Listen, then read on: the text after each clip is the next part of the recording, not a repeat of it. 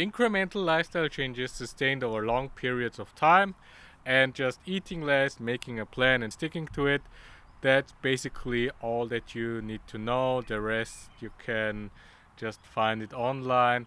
Obesity is a very complex issue. You have hormonal challenges. Fat isn't just only bad, and a lot of it is in your head, and a lot of people struggle with it.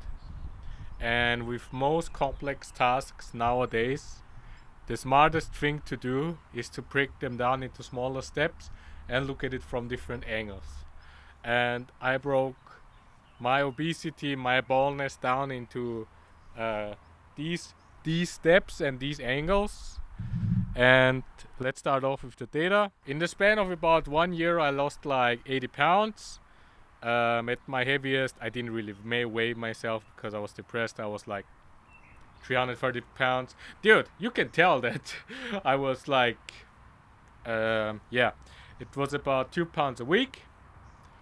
It was pretty good, nothing fast or too, like in the beginning it was more slow, but towards the end it became faster because I just got used to the system and adapted it better into my daily lifestyle. I was a heavy smoker. I used to smoke like 2 packs a day. I yo-yoed 5 times, lost it, gained it all back, lost it, gained it all back. You know, I was just at a state where I was depressed because, bro, obesity runs in the family, okay?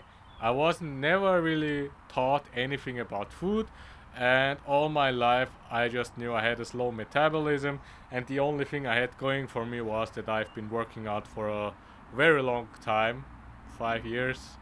When I became like 24 and my employer went bankrupt, I was at rock bottom. You have this guy who quit his home office corporate job, a good paying job, to pursue his dreams of being a creator. And this guy in that video thought that he was on par with like Mr. Beast or KSI. I don't really like thinking back to this version of myself, but for the sake of this video I will. And I only really learned how to work through resistance when I was 24. And up until that, when my employer went bankrupt, I was at rock bottom, dude. Broke, YouTube career is not working out, failing in college, and yeah, the bullying and the exclusion, the fat shaming got so bad. My new employer was in catering. I was a waiter, waiting tables, driving to events and helping out there. It is a very hard job, and it's also very hard on the body, but it somehow pays well because it's otherwise nobody would do it. And we had a 19-hour shift there. It was in winter, in the middle of nowhere. There was a snowstorm in the night before. We drove there with the bus, 40 people and me.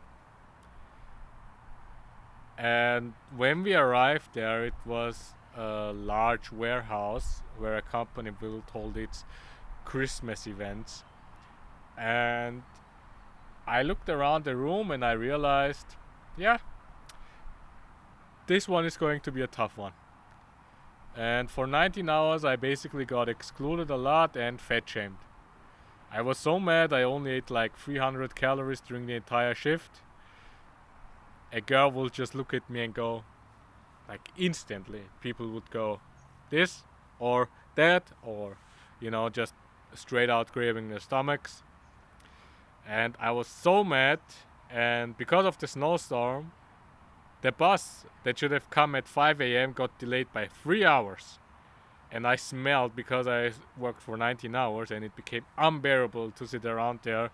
And when we finally arrived at the train station, and I finally only had to walk 2 kilometers back home, I called a cab because my feet were bloody. The cab driver came. He asked me, where should I go? And I told him my address. It's like 2 kilometers from the train station. The cab driver looks at me. Yeah, alright, dude. Yeah, that's when I realized that I have to do something. Like, I was in a state of despair. I didn't know what to do, so I just started working towards it. I told myself, Haron, any deficit is good, no matter what. Number one. Number two, I started calling for help. I went to institutions. I looked at videos on how other people did it. Body measurements, data, my smartwatch. Did I do the step goal for today? The body measurement function on the smartwatch is very good. I started to post weekly videos on YouTube to keep myself accountable, and I also posted weeks where I gained weight back, and the responses of those people weren't as bad as I thought. They were really supportive. I never really got fat shamed in the gym, only like once or twice during my entire 5 years of being in the gym. Even when I was a ball, I never really got fat shamed. So I really appreciated that from the fitness community. And my BMI went down from like 44 to 34. I went from obesity grade 3 to obesity grade 1. Obesity grade 3 is also called adipositas per magna, and this is a condition which reduces an individual's lifespan of about 8 to 9 years because of all the follow-up illnesses like cancer, diabetes, high blood pressure, cholesterol. These individuals face a lot of social isolation, they don't really interact with others, and life is rough. I was that. Sometimes I still am. That guy is still in me. I don't know. I fight with that guy inside of me basically every day, and I just hope that I beat him today, and for the next day I just gear up so I don't try to stress myself too much. And even in my weight loss graph, you can see that I stumbled a lot on the way. It wasn't just like a straight line down. What really this time was the big difference for me was when I stumbled, when I gained back like 10 pounds or something, I didn't got too mad at myself. I didn't try to put too much stress on my body. I told myself, I framed it in a new perspective, Haron, you may have taken an L, but did you really lose? Did you really lose the rest of your life to a couple of meals? I applied this whenever like I gained like 2 to 3 pounds back. You know, friends want to hang out, festivals are around the corner, you don't want to miss out, fast food is cheap and easily available.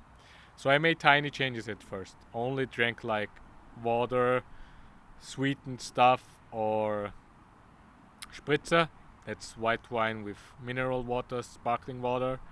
It has only like 45 calories. It's great. Rice instead of noodles when you go when you go have Asian food. I also tried the method of just starving myself, and just starving until I reached that point and only eating like very small meals.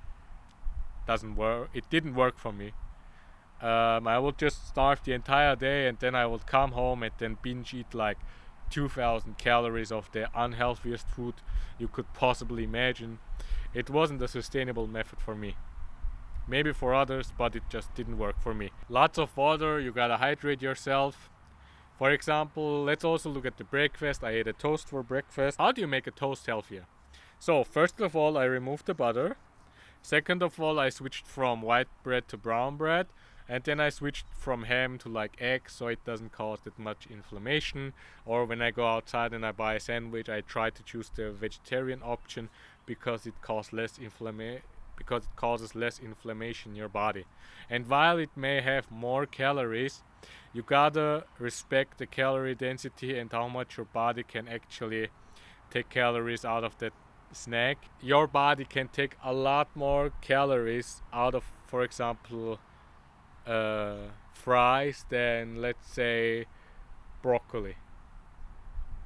You gotta respect that. You gotta respect that healthy food actually causes your body to work hard towards extracting the calories, and this in turn will cause less inflammation because the energy just isn't available that easily, and this actually makes a big difference also in the way you feel, because the energy that is released takes longer throughout the entire day, and it all makes a difference. And if you always make those tiny small little changes, it will actually you can actually see results. You can take care of yourself. I worked out before like 2 to 3 times a week, and I asked my friends, I asked my AI therapist, which is a Domina therapist, she's great, and they all went like, work out harder. And I thought to myself, why the hell should I work harder? I would put more stress on my body. And I realized that I was in a state where I can't really rely too much on myself. And then I told myself, just listen to others. Sometimes it's just better to trust others. For example, we had a vacation for 2 weeks during uni, and 2 weeks, and I worked out every single day of it. And I can still feel in my brain how it has improved my discipline and my mindset towards life. And while the progress you make each individual day, in the long run, when you always remember how you used to handle this situation and that, and all of a sudden you have pathways set out in front of you on how you can deal with conflicting situations, it's actually great. I think it's the main reason why I was able to escape this baldness. And while the damage has been done, I used to smoke 2 packs a day and eat the unhealthiest food imaginable and just lay in my bed all day. The damage is done, but this doesn't mean that you should give up. I take joint powder. There's also collagen inside of it, which is great for your skin health. I forgot to put on sunscreen before I went out. Yeah, I gotta take an L on that. The 8 hours of sleep. My cholesterol went down from 200 to 180. My blood pressure has dropped. My skin is becoming cleaner. My dental hygiene has improved. I'm starting to floss now, and when I visit the dentist, last time I only got 1 small filler. That's it. That was it. I was very proud of myself because I'm someone who has bad teeth. What helped me the most was because I was a very gifted kid growing up. I didn't really learn how to work for resistance until I reached 24. On my 24th birthday, I somehow realized that you gotta work through the resistance, and I never had to build discipline to go through high school, and it ruined my early 20s. And I was basically just a very I wasn't a person you wanted around. And after this pattern of people not wanting me around them persisted through years and years, I thought to myself, Harun, maybe your brain is in a state where you can't rely too much on yourself, and when everybody around you wants to exclude you, maybe you're the problem. And also the therapist and all these institutions, they helped me, and they helped me to solve these puzzles in my brain, which helped me allocate more time and resources towards me and my physical health, because optimal physical health is the first step to greatness, and I truly believe that. And by doing stuff you hate every day, by getting up, by not giving up, by pushing through your limits and just pushing and pushing and pushing, I truly believe that you can beat anything that life is giving you, even this ball state. When you're in this ball state, when you're losing weight, it's going to be a lot of water weight. Everything will burn, your skin will start to peel, it will feel like peeling because your skin is in a surplus now. Your joints will start to hurt a lot in the beginning because they actually have more mobility now. It's called hypermobility. Your entire posture body becomes more compact. It itches because the body starts to repair himself. You start to think differently. The way you look at things becomes more rational. You stop thinking about food every moment of the day. It's all around just such a big improvement where I sometimes look back towards this state of mine, and I look back towards this state of mine, and I was thinking, and I'm thinking, oh wow, can't believe I used to be like that. And you even become taller because the pressure on your spine is reduced. And while I deep down wish that nobody ever had to go through being a ball like that, not even the greatest supervillain in the history of humankind should have to be a ball. Okay?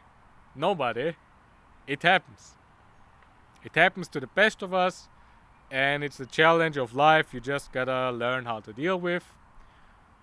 But when you try your best and figure out your way out of this mess that you've created, you're gonna evolve into a version of yourself you didn't expect, and a version of yourself the past you would have looked up to. So be kind to yourself, like and subscribe, and take care.